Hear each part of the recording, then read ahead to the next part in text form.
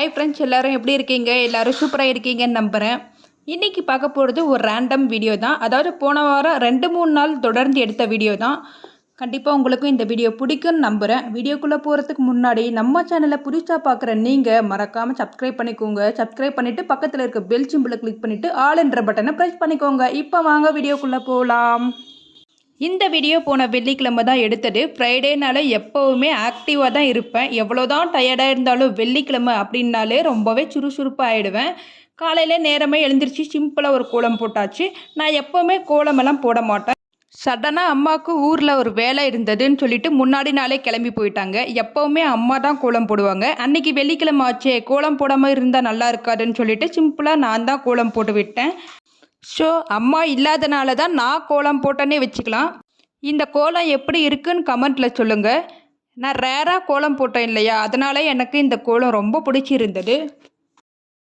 அடுத்ததாக ஃப்ரெஷ்ஷப் ஆகிட்டு சாமிக்கு விளக்கேற்றியாச்சு. லெமன் பார்த்திங்கன்னா இந்த மாதிரி குங்குமம் தடவி வெள்ளிக்கிழமை நாளில் வாசலில் வைக்கிறது ரொம்பவே நல்லது. எந்த ஒரு கெட்ட சக்தியும் வீட்டுக்குள்ளே வராதுன்னு சொல்லுவாங்க. ஒரு வாரம் வரைக்குமே இந்த லெமன் அப்படியே இருக்கணும். ஒரு வாரத்துக்கு அப்புறமா இந்த ஒரு ஃபார் எக்ஸாம்பிள் இந்த ஃப்ரைடே வைக்கிறீங்கன்னா அடுத்த ஃப்ரைடே எடுத்து குப்பையில் போட்டுடலாம். இதை பற்றி ஆல்ரெடி நான் ஒரு வீடியோவில் போட்டிருக்கேன். அதோட லிங்க்கு கீழே டிஸ்கிரிப்ஷன்லேயும் கமெண்ட்லேயும் கொடுக்குறேன். தேவைப்பட்டால் மறக்காமல் செக் பண்ணி பாருங்கள். அடுத்ததாக அம்மா முன்னாடி நாள் ஊருக்கு போகிறதுக்காக புளி குழம்பு ரெடி பண்ணி இருந்தாங்க. இதை புளி குழம்புன்னு சொல்கிறத விட புளி தொக்குன்னு சொன்னால் கரெக்டாக இருக்கும்னு நினைக்கிறேன். இந்த தொக்கு பார்த்திங்கன்னா சூடான சாதத்தில் நெய் போட்டு இந்த தொக்கு கொஞ்சமாக சேர்த்து சாப்பிடும்போது இதோட டேஸ்ட்டே பார்த்திங்கன்னா வேறு லெவலில் அல்டிமேட்டாக இருக்கும். இதோட ரெசிபி வேணும்னா கமெண்ட்டில் சொல்லுங்கள், நான் ஒரு நாளைக்கு ஷேர் பண்ணுறேன். ஏன்னா அவ்வளோ சூப்பராக இருந்தது. இது மேக்ஸிமம் 2 வாரம் வரைக்குமே ஸ்டோர் பண்ணி வச்சு சாப்பிடலாம். டேஸ்ட்டும் மாறாது, கெட்டு போகவும் சான்ஸ் இல்லை. அடுத்ததாக ஒரு சின்ன டிப்பு மாதிரி உங்களுக்கு சொல்கிறேன். இது உங்களுக்கே தெரிஞ்சிருக்குன்னு நினைக்கிறேன். இருந்தாலும் ஞாபகப்படுத்துறதுக்காக மறுபடியும் நான் உங்ககிட்ட ஒன்று சொல்கிறேன். அது என்னென்னு பார்த்தீங்கன்னா கட்டர் போர்டு, அதாவது காய்கறி கட் பண்ணுறோம் இல்லையா, அந்த போர்டு. என்கிட்ட பார்த்தீங்கன்னா கட்டர் போர்டு பிளாஸ்டிக்கும் இருக்குது, உட்டன்லேயும் இருக்குது. நாம் அதிகமாக யூஸ் பண்ணுறது இந்த கட்டர் போர்டு தான். அதை நம்ம ப்ராப்பராக நீட்டாக மெயின்டைன் பண்ணால் மட்டும்தான் பாக்டீரியா இன்ஃபெக்ஷன் எதுவும் வராமல் பார்த்துக்க முடியும். அதுக்காக இந்த மாதிரி வாரத்துக்கு ஒரு நாள் நல்லா சோப்பு போட்டு வாஷ் பண்ணிவிட்டு வெயிலில் காய வைக்கிறது ரொம்ப நல்லது. ஆனால் அன்றைக்கின்னு பார்த்து எனக்கு வெயில் வரல, மழை வர்ற மாதிரி இருந்தது. ஸோ அதுக்காக நான் ஃபேன் காற்றுலேயே ஆற வச்சிட்ருக்கேன். இது அடுத்த நாள் சாட்டர்டே எடுத்த வீடியோ தான். நான் முன்ன சொன்ன மாதிரி ஃப்ரைடே கொஞ்சம் ஆக்டிவாக கோலம் போட்டிருந்தேன், ஃப்ரெஷ்ஷப் ஆகி கோலம் போட்டிருந்தேன். ஆனால் அதே ஆக்டிவ் பார்த்திங்கன்னா சாட்டர்டே இல்லாததுனால சிம்பிளாக சாக் பீஸில் கோலம் போட்டுட்ருக்கேன். உங்களுக்கு பார்க்கும்போதே தெரியும், சாக் பீஸில் தான் போட்டுட்ருக்கேன்.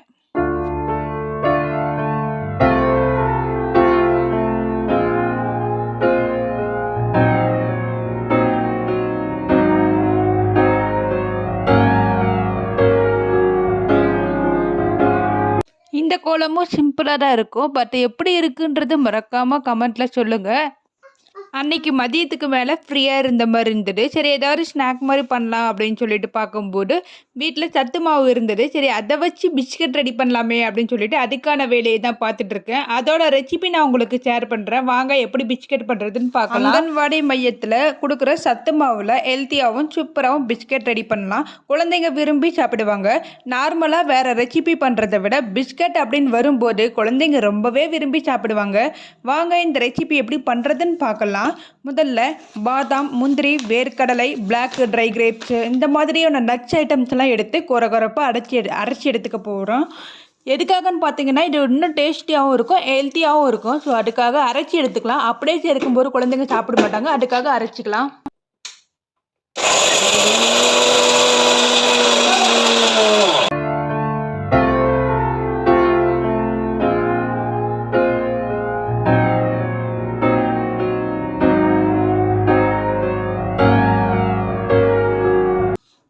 அடுத்ததாக ஒரு பவுலில் 1 கப் அளவில் சத்து மாவு எடுத்துக்கலாம். அதாவது பேக்கிங் பவுடர், ஓவன் இதெல்லாம் எதுவுமே இல்லாமல் சிம்பிளாகவும் வீட்டில் இருக்கிற பொருளை வச்சியும் இந்த பிஸ்கட் ரெடி பண்ண போகிறோம். இந்த வீடியோவை ஃபுல்லாக ஸ்கிப் பண்ணாமல் பாருங்கள். 1 கப் அளவில் தானே சத்து மாவு எடுத்தோம். மிச்சம் இருக்கிறத இந்த மாதிரி சுருட்டி ரப்பர் பேண்டு போட்டு ஃப்ரிட்ஜில் ஸ்டோர் பண்ணிக்கலாம், எதுவுமே ஆகாது. அடுத்ததாக பார்த்தீங்கன்னா அரைச்சோம் இல்லையா, அந்த பவுடரும் சேர்த்துக்கலாம்.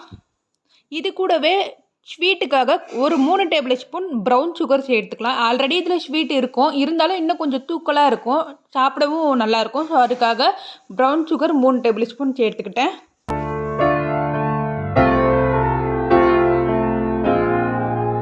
அடுத்து இன்னொரு முக்கியமான ஒரு பொருள் சேர்க்க போகிறோம். அது என்னன்னு பார்த்தீங்கன்னா பட்டர் 3 டேபிள் ஸ்பூன் சேர்த்துக்கலாம். பட்டர் அதிகமாக சேர்க்கும் போது தான் பிஸ்கட் இன்னும் நல்லா சாஃப்டாகவும் கிரிப்சியாகவும் கிடைக்கும். இதெல்லாம் சேர்த்து லைட்டாக மிக்ஸ் பண்ணி விட்டுக்கலாம். அதுக்கப்புறம் பால் சேர்த்துக்கலாம். பால் எவ்வளோ தேவையோ அந்தளவுக்கு சேர்த்துக்கிட்டு லைட்டாக உப்பு சேர்த்துக்கலாம். உப்பு சேர்க்கும் போது பார்த்திங்கன்னா ஸ்வீட் இன்னும் தூக்கலாக இருக்கும். ஸோ அதுக்காக உப்பு சேர்த்து சப்பாத்தி மாவு பிதத்தில் பிசைந்து ஒரு 10 நிமிஷம் அப்படியே ஊற வச்சுக்கலாம். இது கூடவே பார்த்திங்கன்னா ஒரு பிளேட்டில் நெய் தடவிக்கலாம். நெய் தடவிட்டு கோதுமை மாவு தூவி விட்டுக்கலாம். அடுத்ததாக பார்த்திங்கன்னா நமக்கு பிஸ்கட் என்ன ஷேப்பில் வேணுமோ அதுக்கேற்ற மாதிரி ரெடி பண்ணிக்கலாம்.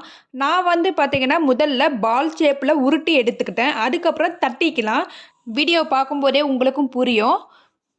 என்ன ஷேப்பில் வேணுமோ அந்த ஷேப்பில் ரெடி பண்ணிவிட்டு நெய் தடவி கோதுமை மாவு தூவணும் இல்லையா, அந்த பிளேட்டில் வச்சுக்கலாம். அப்போ தான் ஒட்டாமல் இருக்கும். இது பார்த்திங்கன்னா டிசைனுக்காக இந்த மாதிரி பண்ணியிருக்கேன். இது ஆப்ஷன் தான், வேணான்னா ஸ்கிப் பண்ணிடலாம். இல்லை வேறு ஏதாவது டிசைன் பண்ண தெரியும் அப்படின்னாலும் பண்ணிக்கலாம். சும்மா டெக்கரேஷனுக்காக ஒரு ஸ்பூன் வச்சு இந்த மாதிரி ப்ரெஷ் பண்ணி விட்டுக்கிறேன், அவ்வளோதாங்க. அடுத்தது எல்லா மாவுலையும் இதே மாதிரி ரெடி பண்ணியாச்சு. இதில் பார்த்திங்கன்னா டிசைன் போட்ட பிஸ்கட்டும் இருக்கும், பிளெயின் பிஸ்கட்டும் இருக்கும். அடுத்ததாக ஒரு குக்கரில் தண்ணி கொஞ்சமாக விட்டு நல்லா கொதிக்க விட்டுக்கலாம். இந்த தண்ணி கொதிக்கிற கேப்பில் ஒரு பேனில் நெய் தடவி அது மேலே கோதுமை மாவு தூவி விட்டுக்கலாம். இதை தூவி விட்டதுக்கப்புறம் பார்த்திங்கன்னா நம்ம ரெடி பண்ணி வச்சுருந்தோம் இல்லையா சத்து மாவு பிஸ்கட்டு, அதையெல்லாம் இந்த பேனில் வச்சுக்கலாம். ஒன்றொன்னா எடுத்து வச்சுக்கலாம். அடுத்ததாக இதை பேக் பண்ணிக்கலாம்.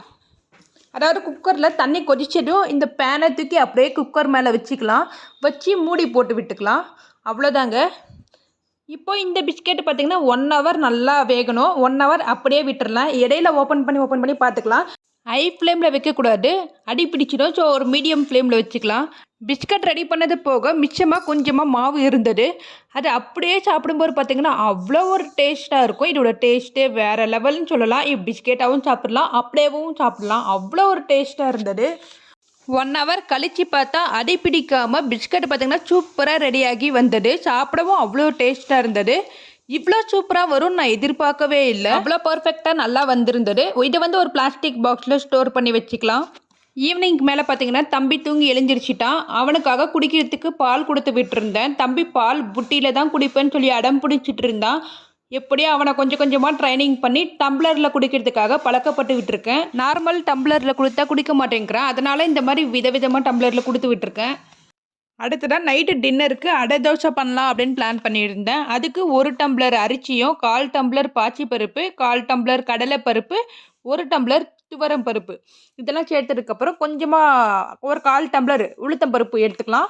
இதெல்லாம் போட்டதுக்கப்புறம் வெந்தயம் 1 டேபிள் ஸ்பூன் போட்டுக்கலாம். சீரகம் 1 டேபிள் ஸ்பூன், சோம்பு 1 டேபிள் ஸ்பூன் இதெல்லாம் போட்டுக்கலாம். அப்புறம் நல்லா டைஜஷன் ஆகும், அதுக்காக சோம்பு போட்டுக்கலாம். அடுத்ததாக காரத்துக்கு ஒரு 4 காஞ்ச மிளகாய் இதெல்லாம் சேர்த்து நல்லா வாஷ் பண்ணிக்கலாம்.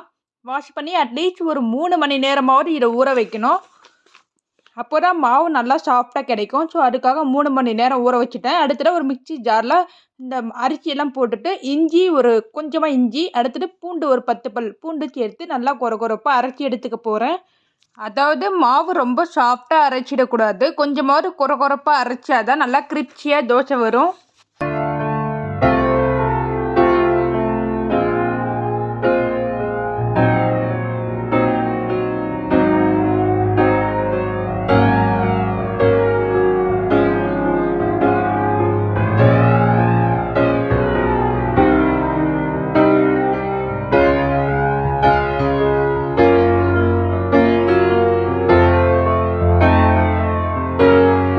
அடுத்ததாக சின்ன வெங்காயம் நல்லா பொடியாக கட் பண்ணி சேர்த்துக்கலாம். பெரிய வெங்காயத்தை விட சின்ன வெங்காயம் போடும்போது தான் டேஸ்ட் இன்னும் அதிகமாக இருக்கும். அடுத்ததாக வீட்டில் முருங்கைக்கீரை கொஞ்சமாக இருந்தது, சரி அதையும் போட்டுக்கலாமே அப்படின்னு சொல்லிட்டு அதையும் பொடியாக கட் பண்ணி சேர்த்துக்க போகிறேன். இந்த மாதிரி சேர்க்கக்குள்ள ரொம்ப ஹெல்த்தியாக இருக்கும், ட்ரை பண்ணி பாருங்கள். பொதுவாக கீரை வகைகள்லாம் குழந்தைங்க சாப்பிட மாட்டாங்க இல்லையா, ஸோ அவங்களுக்காக இந்த மாதிரி தோசையில் மிக்ஸ் பண்ணி கொடுக்கக்குள்ள பார்த்திங்கன்னா அவங்க கண்டிப்பாக சாப்பிடுவாங்க, அவங்களுக்கும் ஹெல்த்தியாக இருக்கும். நான் இந்த மாதிரி தான் தோசையில் ஊற்றி கொடுத்துருவேன். அடுத்ததாக உப்பு தேவையான அளவுக்கு போட்டு தண்ணி ஊற்றி நல்லா கலக்கி மாவு மாதிரி ரெடி பண்ணி வச்சுக்கலாம். அடுத்ததாக தோசை தான் ஊற்ற போகிறோம்.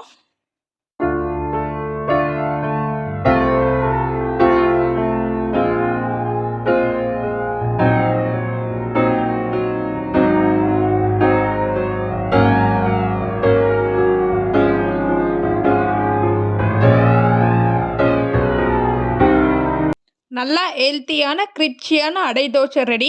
தொட்டுக்க தேங்காய் சட்னி தான் பண்ணியிருந்தேன். தம்பி பாருங்கள் நல்லா விரும்பி சாப்பிட்டான். ஆக்சுவலி தம்பி முருங்கைக்கீரை சாப்பிடவே மாட்டான், அவனுக்கு பிடிக்காது. நான் இந்த மாதிரி தோசையில் மிக்ஸ் பண்ணி கொடுத்த உடனே பாருங்கள் எவ்வளோ விரும்பி சாப்பிட்றான். அன்றைக்கி நைட்டு டின்னர் பார்த்திங்கன்னா காம்போவாக சூப்பராக முடிச்சிட்டோம்.